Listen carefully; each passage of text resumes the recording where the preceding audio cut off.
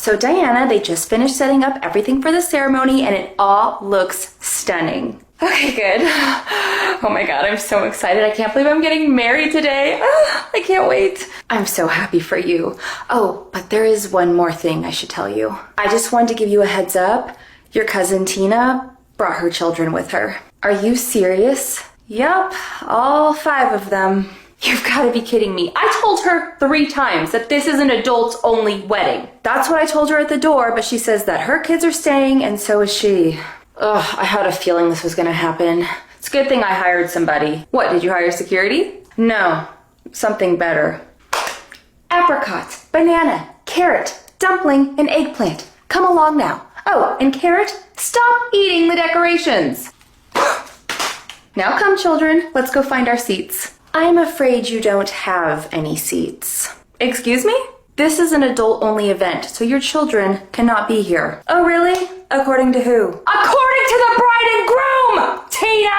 Oh my goodness, why are you screaming? We're at a formal event. Because despite you knowing that this was a child-free wedding, you still brought them anyways! Oh, it's a child-free wedding? I didn't know anything about that. Oh, really? Because not only were you told at the door that they couldn't come in, which made you sneak in through the back, it was also on the invitations, and Diana also told you in person 3 times! Oh, well, it must have slipped my mind, but it's too late now anyways. The children are already here. Besides, I'm sure nobody is gonna notice. Oh, I think Diana and her husband will notice, seeing as how your children are the reason they're having a child-free wedding to begin with! What? That isn't true! My children are extremely well-behaved. You mean the same children that are currently throwing their shoes at the officiant right now? Will you stop it? Oh, I thought this was a kids-free wedding. Ugh.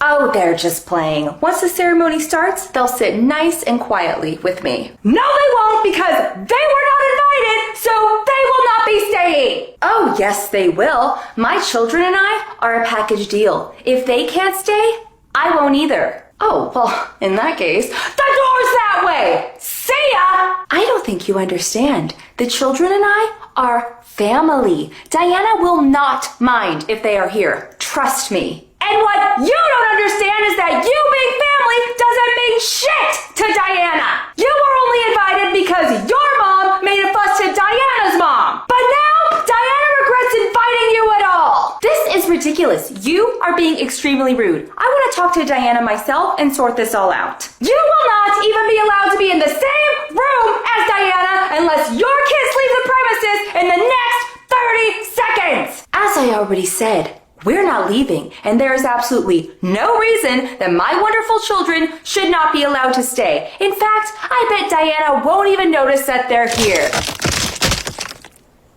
It was him. No, it was you.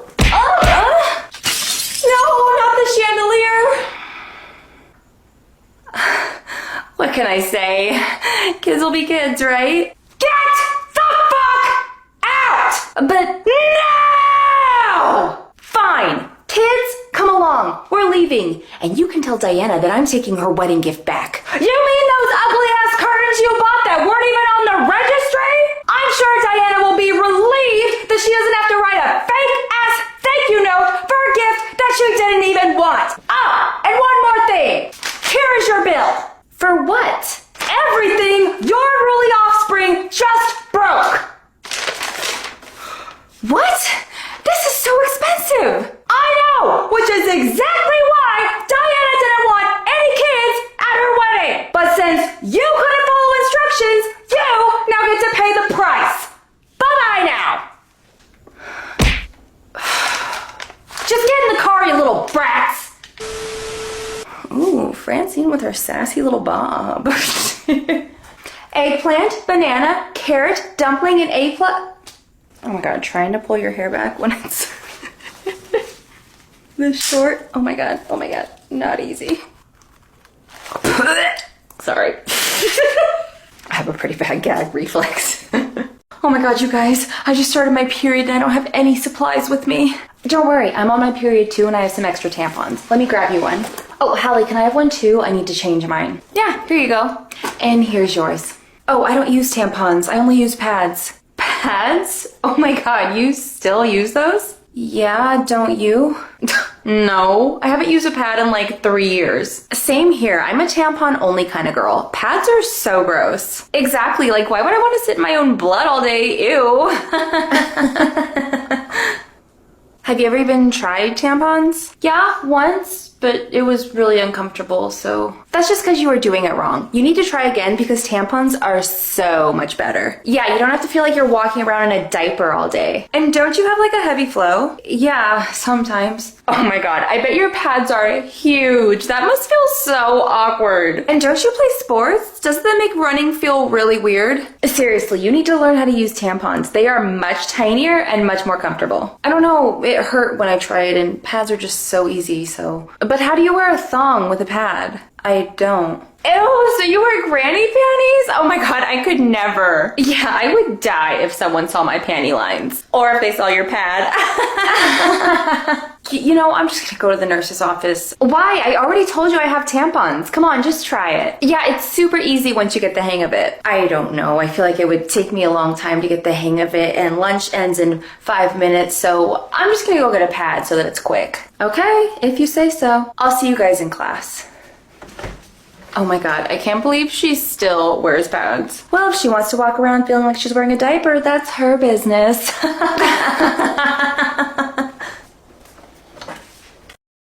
Come with me on a girls' trip to Washington, D.C. So the trip had a rough start from the beginning because not only did our flight get delayed for 2 hours, but when we finally arrived and got to our hotel, they told us that the AC was not working. And let me tell you, the day we arrived to D.C. was disgustingly hot. Most of us live in Florida, so we expected to get a break from the summer heat by going more north, but Washington, D.C.'s weather was also disgustingly hot and humid. So we were not thrilled by the news that the AC wasn't working, but they told us it'd be fixed by that night, so we dropped our luggage off at the hotel and went to explore. Our first stop was going to be the Smithsonian Museum of Natural History, but there was a bit of a mix-up with the Uber, so we got dropped off at the National Museum of American History instead. Our plan was to just go over to the Smithsonian Museum of Natural History after we finished up here, but we had the hours wrong, and when we showed up to the other museum, they were locking the doors and telling us they were closed, so that idea went out the window. Then we went out for drinks and dinner at Urban Roast. This is a place I'd been to once before a few years ago, and I knew the girls would love it. For a drink, I got the Island Glow, and I also tried short rib for the first time, and I don't know if it was just like the sauce or what, but it was not for me. Like, I'm a picky eater, so I don't think it was the restaurant. I think it was just my weak ass palate could not handle it, but I was like, ooh, I do not like this.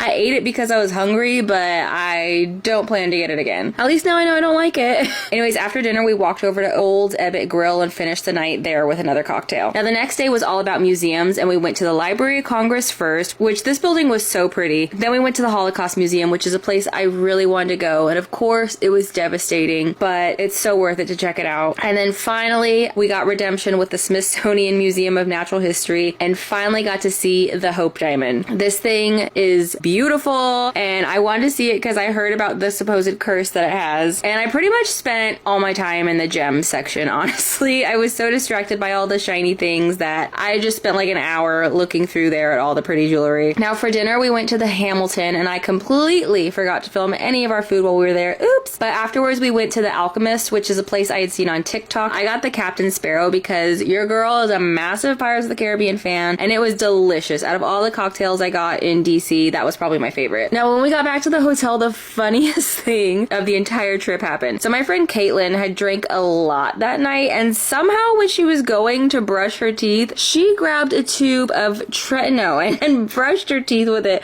I was like nearly in tears. I was laughing so hard. And so then she started puking, and I am a sympathy puker. If somebody else pukes, I'm gonna puke. So I had to cover my nose so I wouldn't smell it and start vomiting myself. Oh, but she was in there for, I don't know, maybe 20 minutes just puking her guts out. It was so funny. But after like her third puking session, she was good. She made sure to triple check the toothpaste for the rest of the trip. So the next day we went to Alexandria and walked around and looked at all the scenery. And this is where I got my DC magnet. If you've seen any of my travel videos before, you know I always get a magnet, and this is the one I got. I actually lost it at one point. I put all of my stuff down while I was taking this picture, and ironically, this is the gift shop I bought the magnet at, and I guess it fell on the ground when I went to pick everything back up, and I did not notice until hours later. Like, we were about to leave, and I looked down, and I was like, wait, where's my magnet? So I ran back, and luckily it was still right on the ground, right where I left it, so I didn't have to buy another. I'm shocked it was still there, but it was in a paper bag, so I think people probably just thought it was trash and just left it alone. So after I found my magnet, we went back to the hotel and got ready for dinner. I didn't take any video of the place that we went, but it was this Italian place, and I just have to shout this place out because the owner was so nice and we all really enjoyed the food, so I would definitely recommend it for sure. So the next day was our most jam-packed day. We started off with brunch at the residence, which I was the one who wanted to go here and I did not realize it was outdoors. Luckily we went first thing in the morning before it got too hot, but I was like, oopsie, sorry guys, this is kind of hot. Afterwards we had tickets for Ford's Theater, but we finished our brunch a little earlier than expected, so we hopped into the National Portrait Museum for a bit to waste time. And I had to get a picture with Miss Jean Harlow, of course. I have no idea if I'm related to her or not. I kind of doubt it, but I had to take a picture anyways. Then we went to look at all the president's portraits before heading over to Ford's Theater. And Ford's Theater was probably my favorite thing we did on the entire trip. It was just really cool to visit. And we also got to check out the house that Lincoln died in, which is right across the street. And there was a lot I did not know about Lincoln's assassination. So it was just kind of cool to see everything, to see where it happened, and see how he died. I just thought it was a cool experience. And then next on our agenda was to go to the National Archives Museum. And you better believe I kept pretending I was Benjamin Gates in National Treasure the whole time. I'm gonna steal the Declaration of Independence. But unlike many